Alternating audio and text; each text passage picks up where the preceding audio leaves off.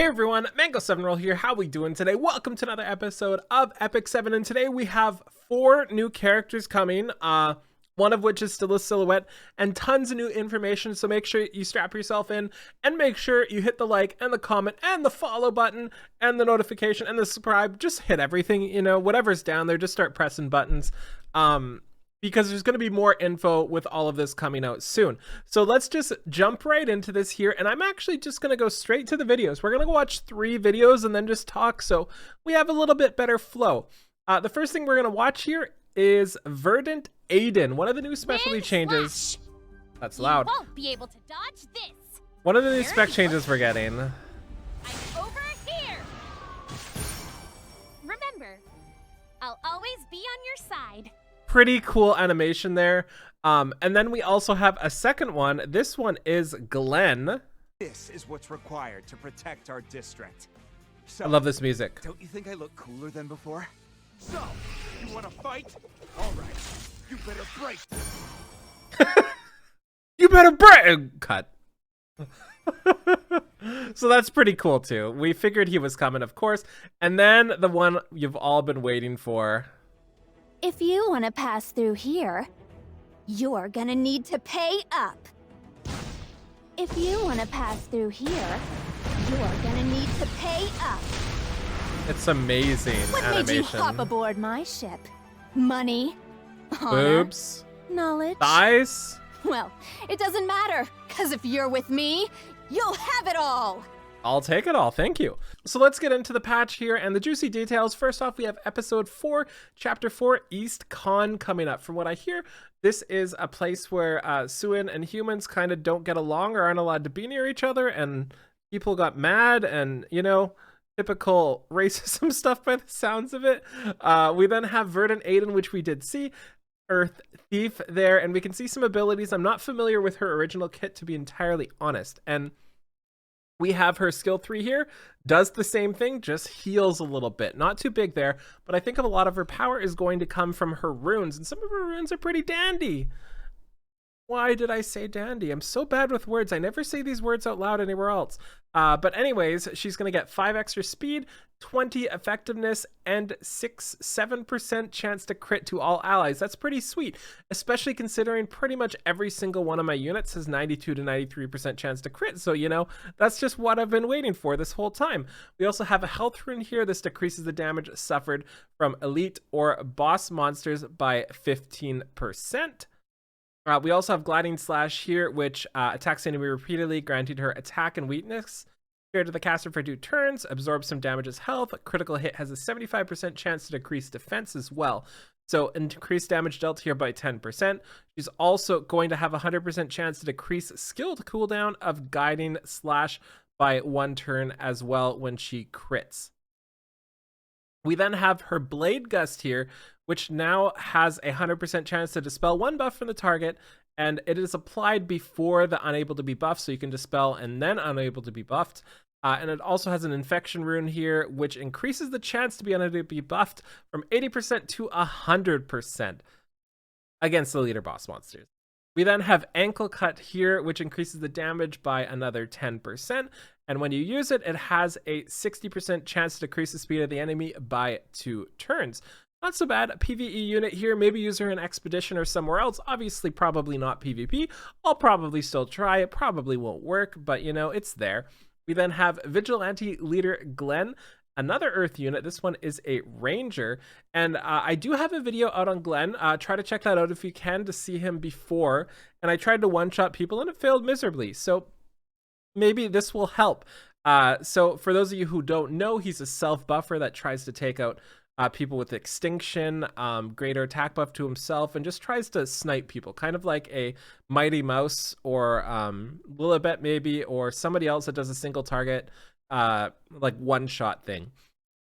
So now he's going to self-buff crit chance, which makes it way easier to gear him. He's got very low base stats. As a 3-star, he's really hard to get his damage stats up, so being able to just not build 50% crit is amazing. You can put that into attack or defenses even, or more crit damage. You could also put it into speed, although I have used them faster, and I think it's going to be way too hard to get enough speed for it to really impact anything, and if you do get enough speed with him, you're not going to do enough damage. So I think he's more of a boosted up sort of unit, but I'm not sure how useful that is right now. Although maybe you can sit him at 220, 230 speed and still get a kill. Not quite sure. This is something we're going to have to experiment with. He does have some pretty cool runes here. He's got an extra 7, 10, 15% attack. He's got an extra 10% health, which he desperately needs. And most importantly, he's got 2% chance to dual attack, which is so odd to me considering he is meant to one-shot people. So like you don't really need the dual attack after. He's not there for sustained battles. He's there to buff himself and then one-shot somebody, right? It just seems so awkward to me. But it does fit thematically because lore-wise, I guess, because of his vigilante leader status that he's trying to achieve. We also have Wealth, which increases the crit chance of all allies, or hit chance of all allies by 2.53 for 5%. I mean, 5% is something. And then with Restraint, when attacking an Ice Elemental hero that is not an elite or boss monster, increases damage dealt by 25%, which is pretty big. And they showed in his video him one-shotting a Rem, doing 23,000 damage.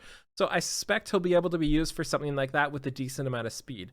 We also have Limiter here, which is the one that buffs him with greater attack and critical hit chance, and also grants him an extra turn, of course.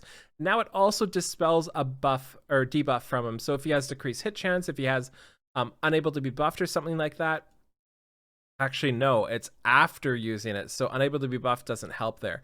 That's a little bit awkward. If it was before, it would be way better because so many things unable to be buffed right now it basically just nullifies him. I just realized that now. That's really unfortunate because he's going to have unable to be buffed. Although the people that do unable to be buffed are ice units, so they're going to have 50% less or 50% chance to miss.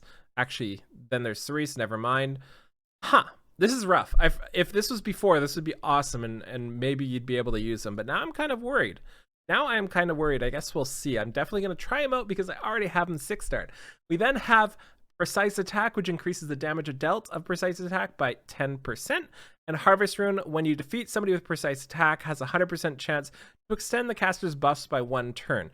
So Precise Attack is a skill too, but it is main damage dealing ability. It also inflicts extinction, and it also has increased hit chance. So 15% there plus his 5% as well. So 20% increased hit chance on this to help with stuff like Violet and Arbiter Vildred and anybody with MLDB, and also has extinction. And of course, when you defeat it, you increase the duration of your crit chance and your greater attack buff, which is amazing, right? Like, the way I see it is if you don't kill somebody here, you're probably losing that battle anyway, right? We then have Quickfire, which is a skill 1, which is a 35% chance to decrease defense for 2 turns. And after you using Quickfire, you have a CR boost of 15%, and you increase the hit chance of your Quickfire by 15% as well, again up to 20% with his rune, so the same as his skill 3.